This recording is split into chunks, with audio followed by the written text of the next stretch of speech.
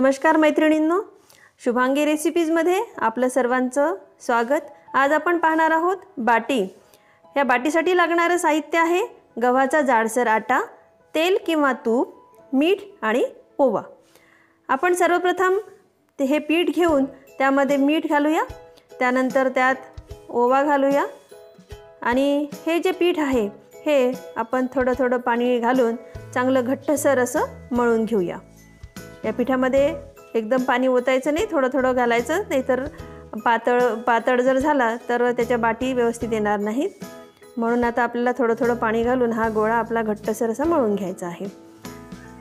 बघा आता आपला हा गोळा मळून तयार झालेला आहे आणि हा गोळा तयार झाल्यानंतर आता आपल्याला हा गोळा थोडा वेळ झाकून ठेवायचा आहे।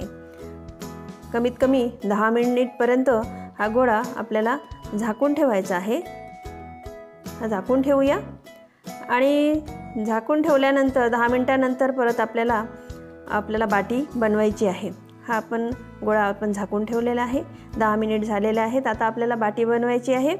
आपण एक छोटा गोळा घेऊन तो थोडासा हातानेच असा थोडासा दाबून गोलसर करायचा आणि त्याच्या कडा अशा एकमेकांवर दाबून त्याला गोल असा आकार द्यायचा आणि मग हातावरती घेऊन त्याला तेल लावायचं।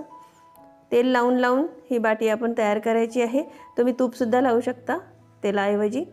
आणि परत ही बाटी जी आहे ह्या हातावर अशी घेऊन, तुम्हाला व्हिडिओमध्ये दिसते आहे, अशी घेऊन असं परत त्याच्या कडा अशा दाबून तुम्हाला गोल गोल त्याला असा आकार द्यायचा आहे।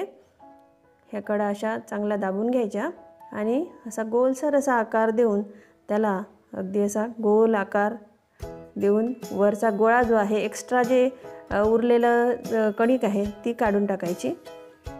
आणि बघा ही बाटी आपली तयार झालेली आहे। अशा प्रकारे ही बाटी आपली तयार झालेली आहे। ही चांगली अशी दाबून घ्यायची हाताने, थोडी हलक्या हाताने, आणि त्याला तुपाचा किंवा तेलाचा हात लावायचा। अशाच प्रकारे आपण सर्व बाटी ह्या बनवून घेऊया।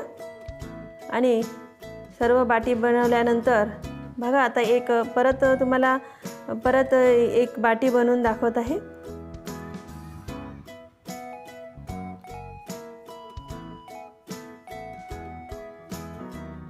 अगदी सोपी अशी रेसिपी आहे आणि चवीला अगदी छान लागतात। तुम्ही याला वरणासोबत किंवा भाजी, वांग्याची भाजीसोबत सुद्धा आपण खाऊ शकतो। छान असे चवीला असे छान कुरकुरीत होतात आणि छान लागतात।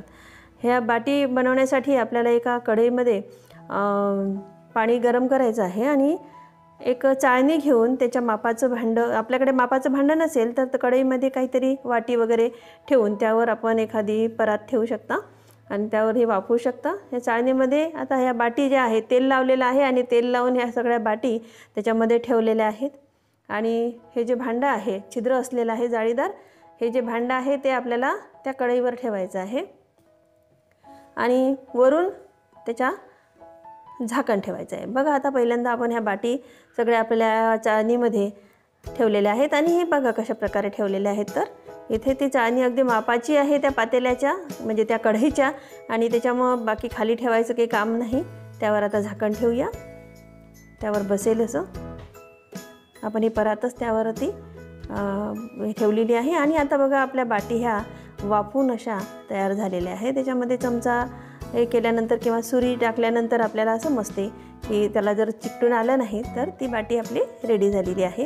ही बाटी बघा कापून दाखवलेली आहे इथे। अशा प्रकारे ह्या बाटी तयार होतात। ह्यातून पूर्ण होऊन आलेली आहेत, व्यवस्थित अगदी शिजून आलेली आहे। आता एका कढईमध्ये आपण तूप घेऊया, ते तूप गरम करू आणि त्या गरम तुपामध्ये ह्या ज्या बाटी आहेत ह्या आपण टाकूया आणि त्यामध्ये शॅलो फ्राय आपण त्या बाटी थोड्या करूया तुपामध्ये। शॅलो फ्राय केल्यानंतर त्या अगदी खुसखुशीत अशी त्याला म्हणजे खुसखुशीतपणा येतो आणि त्यांची चवसुद्धा चांगली लागते। त्या चांगल्या फ्राय करून घेऊया आपण, थोड्या लालसर होईपर्यंत त्या फ्राय करायच्या। बघा अशा प्रकारे आपण फ्राय करतोय, थोडा लालसर होऊ द्यायच्या आणि थोड्या लालसर झाल्यानंतर थोडा वेळ म्हणजे आतून अगदी पूर्णपणे होऊन येण्यासाठी किंवा पूर्णपणे त्याला चांगला चव येण्यासाठी आपण त्याला ते तूप आतपर्यंत मुरण्यासाठी त्यावरती आपल्याला परत त्याच्यावरती थोडा वेळ झाकण ठेवायचं आहे आणि झाकण ठेवल्यानंतर 5-10 मिनटात ह्या तयार होतात. परत झाकण काढल्यानंतर बघा याला असा रंग आलेला आहे आणि क्रिस्पीसुद्धा वाटत आहे आणि खाण्यालासुद्धा ह्या अगदी चवदार अशा बाटी तयार होतात. बघा तुम्हाला चित्रामध्ये आपल्या व्हिडिओमध्ये दिसत असेल की किती छान असा रंग आलेला आहे आणि किती सुंदर अशा बाटी आपल्या दिसत आहेत.